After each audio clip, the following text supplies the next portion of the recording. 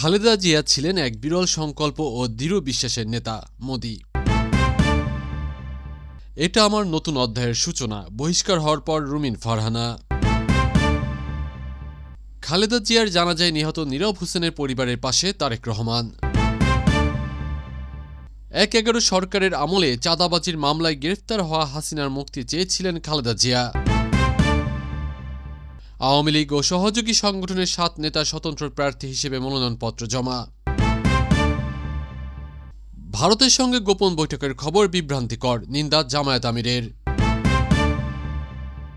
খালেদা জিয়া ছিলেন এক বিরল সংকল্প ও দৃঢ় বিশ্বাসের নেতা। মোদি: সাবেক প্রধানমন্ত্রী বেগম খালেদা জিয়ার প্রয়াণে গভীর শ্রদ্ধা ও শোক জানিয়েছেন ভারতের প্রধানমন্ত্রী নরেন্দ্র মোদি।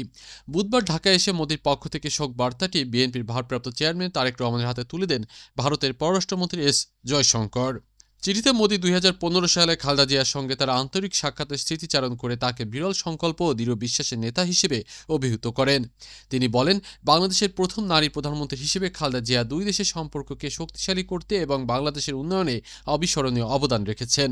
মোদি বিশ্বাস প্রকাশ করেন যে তারেক রহমানের নেতৃত্বে বাংলাদেশ জাতীয়তাবাদী দল খালেদা জিয়ার আদর্শকে এগিয়ে নিয়ে যাবে।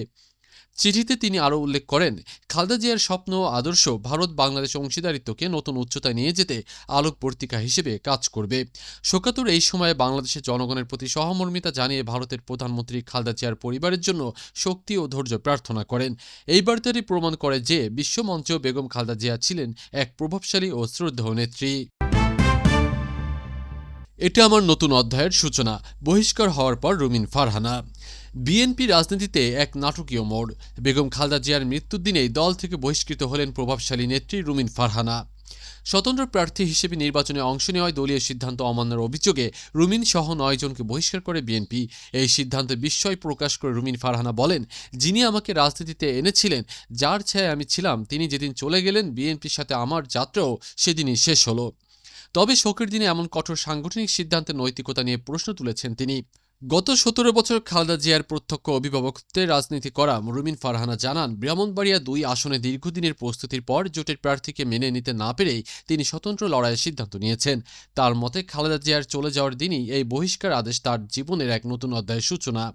সংসদ কাঁপানো এই বাগ্মী নেতা এখন দলীয় পরিচয় ছাপিয়ে গণমানুষের রাজনীতিবিদ হিসেবে নিজেকে প্রতিষ্ঠিত করতে চান। বিএনপির সাথে দীর্ঘ পথ চলার সমাপ্তি ঘটলেও সংসদ নির্বাচনে একা লড়ার চ্যালেঞ্জ নিয়েই শুরু হলো রুমিন ফারহানার নতুন রাজনৈতিক যাত্রা। খালেদা জিয়ার জানাজায় নিহত নীরব হোসেনের পরিবারের পাশে তারেক রহমান। শোকের মিছিলে যোগ হলো আরও একটি করুণ নাম, নীরব হোসেন। সাবেক প্রধানমন্ত্রী বেগম খালেদা জিয়ার জানাজায় অংশ নিতে এসে মানিক মিয়া অ্যাভিনিউতে শেষ নিঃশ্বাস ত্যাগ করেন জুলাই আন্দোলনের অকুতোভয় যোদ্ধা তাহসিন হোসেন নাহিয়ানের বাবা নীরব হোসেন। জানাজার বিশাল জনসমুদ্রের প্রচণ্ড ভিড়ের মধ্যে হৃদরোগে আক্রান্ত হয়ে মৃত্যু হয় পটুয়াখালী বাউফল থেকে আসা এই জিয়া সৈনিকের।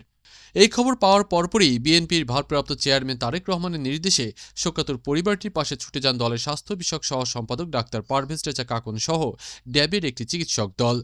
মোহাম্মদপুর হাউজিং সোসাইটির বাসায় গিয়ে তারা মরহুমের 2 ভাইয়ের সঙ্গে কথা বলেন এবং তারেক রহমানের পক্ষ থেকে গভীর সমবেদনা ও সহানুভূতি পৌঁছে দেন। প্রিয় নেত্রীকে শেষ বিদায় জানাতে এসেই নিজেই না ফেরার দেশে পাড়ি জমানো নীরব হোসেনের এই ত্যাগ বিএনপি নেতাকর্মীদের হৃদয়ে এক গভীর ক্ষত তৈরি করেছে।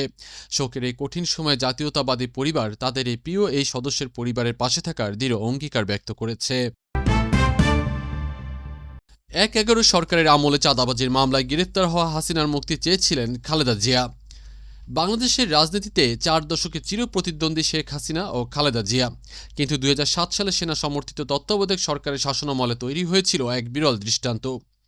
১৬ জুলাই শেখ হাসিনাকে যখন গ্রেফতার করা হয় এবং আদালত প্রাঙ্গণে তিনি অসম্মানজনক পরিস্থিতির শিকার হন, তখন কারাবন্দী হওয়ার ঠিক 2 মাস আগে ১৮ জুলাই খালেদা জিয়া তার মুক্তির দাবিতে এক ঐতিহাসিক বিবৃতি দেন।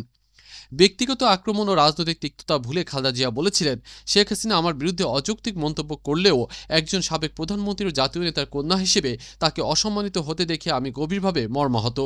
তিনি স্পষ্ট করেছিলেন, অভিযুক্ত মাত্রই অপরাধী নয় এবং ন্যায় বিচার পাওয়া প্রত্যেকের মানবাধিকার। -2 ফর্মুলা সেই সংকটময় মুহূর্তে খালেদা জিয়ার এই দূরদর্শী অবস্থান ছিল জাতীয় ঐক্য ও গণতন্ত্র রক্ষার এক অনন্য দলিল। রাজনৈতিক বৈরিতা থাকলেও বিপদের তিনি যে প্রজ্ঞা ও উদারতা দেখিয়েছিলেন তা বাংলাদেশের রাজনৈতিক ইতিহাসে আজও এক শিক্ষণীয় অধ্যায় হয়ে আছে। আওয়ামী লীগ ও সহযোগী সংগঠনের 7 নেতা স্বতন্ত্র প্রার্থী হিসেবে মনোনয়নপত্র জমা। কার্যক্রম নিষিদ্ধ থাকায় ত্রয়োদশ জাতীয় সংসদ নির্বাচনে সরাসরি অংশ নিতে পারছে না আওয়ামী লীগ। তবে ভিন্ন মোড়কে বা স্বতন্ত্র প্রার্থী হিসেবে ভোটের মাঠে ফিরেছেন দলটির অনেক তৃণমূল ও কেন্দ্রীয় নেতা। টাঙ্গাইল 6 আসনে জেলা আওয়ামী লীগের সহসভাপতি তারেক শামস খান হিমু এবার লড়ছেন জাতীয় পার্টির জেপি থেকে, আর একই আসনে স্বতন্ত্র প্রার্থী হয়েছেন যুক্তরাজ্যে আওয়ামী লীগ নেতা ব্যারিস্টার আশরাফুল ইসলাম। টাঙ্গাইল 1 আসনে সাবেক আওয়ামী লীগ সমর্থিত আইনজীবী নেতা ইলিয়াস হোসেন মনি যোগ দিয়েছেন জাতীয় পার্টিতে। শুধু টাঙ্গাইল নয়, নরসিংদী 5 আসনে যুবলীগের কেন্দ্রীয় সদস্য ব্যারিস্টার তৌফিকুর রহমান এবং রাজশাহী ও সাতক্ষীরার বিভিন্ন আসনে কৃষক লীগ ও জেলা আওয়ামী লীগের নেতারা স্বতন্ত্র প্রার্থী হিসেবে মনোনয়নপত্র জমা দিয়েছেন। দলীয় ব্যানারে সুযোগ না পেলেও কেউ লাঙ্গল, কেউ জেপি, আবার কেউ স্বতন্ত্র পরিচয়ে ভোটের লড়াইয়ে নিজেদের অস্তিত্ব টিকিয়ে রাখার চেষ্টা করছেন। আওয়ামী লীগ ঘরানার এই প্রার্থীদের অংশগ্রহণ আগামী নির্বাচনে জনমনে ব্যাপক কৌতূহল ও নতুন রাজনৈতিক সমীকরণের জন্ম দিচ্ছে। ভারতের সঙ্গে গোপন বৈঠকের খবর বিভ্রান্তিকর, নিন্দা জামায়াত আমিরের। ভারতের সঙ্গে জামায়াত ইসলামীর কোনো গোপন বৈঠক হয়নি বলে স্পষ্ট জানিয়েছেন দলের আমির ডাক্তার শফিকুর রহমান। বৃহস্পতিবার সকালে সামাজিক যোগাযোগ মাধ্যমে এক পোস্টে তিনি আন্তর্জাতিক সংবাদ মাধ্যম রয়টার্সকে দেওয়া সাক্ষাৎকারের বরাত দিয়ে এই তথ্য জানান। তিনি বলেন, গত বছরের মাঝামাঝি সময়ে অসুস্থতা পরবর্তী সময়ে অনেক বিদেশি কূটনীতিকের মতো ভারতের দুজন কূটনীতিকও তার সঙ্গে সৌজন্য সাক্ষাৎ করতে এসেছিলেন। জামায়াত আমির জানান, এই সাক্ষাৎ ছিল নেহাতেই সৌজন্যমূলক এবং জনসম্মুখেই তা করা হয়েছিল। তবে ভারতীয় কূটনীতিকদের বিশেষ অনুরোধে তখন বিষয়টি সংবাদ মাধ্যমে প্রকাশ করা হয়নি। ডাক্তার শফিকুর রহমান বলেন, ভারতের সঙ্গে কোনো রাজনৈতিক বা স্বার্থ সংশ্লিষ্ট বৈঠক হলে তা অবশ্যই গোপন রাখা হবে না, বরং দেশবাসীকে জানানো হবে। কিছু গণমাধ্যমে এই স্বাভাবিক সৌজন্য সাক্ষাৎকে গোপন বৈঠক হিসেবে প্রচার করার তীব্র নিন্দা জানিয়ে তিনি এ ধরনের বিভ্রান্তিকর সংবাদ থেকে বিরত থাকার আহ্বান জানান। প্রতিবেশী দেশ হিসেবে ভারতের সঙ্গে জামাতের সম্পর্ক নিয়ে চলমান জল্পনার মাঝেই এই শক্তিশালী বক্তব্য দিলেন দলটির আমির।